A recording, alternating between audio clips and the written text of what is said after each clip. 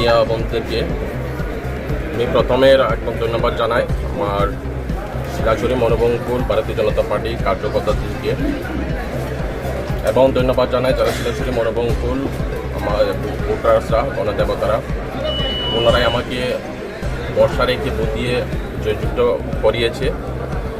তার জন্য আমি আগামী 5 বছরও আগে যেরকম 5 বছর আমি শিলাছড়ি মনোবঙ্কুল জনগণের পাশে ছিল, আগামী 5 বছরও আমাকে যখন সুযোগ দিয়েছে কাজ করার জন্য আমি সবসময় পাশে থাকবো। ধন্যবাদ। শান্তি শৃঙ্খলার বিষয় নিয়ে কি বলবেন? এখনো পর্যন্ত কোনো কিছু অভিযোগ আসেনি। তো এইমাত্র আমি জয়ের সার্টিফিকেট নিয়ে বেরিয়েছি। তো পরবর্তী সময় কি খবর আসে আমরা দেখবো।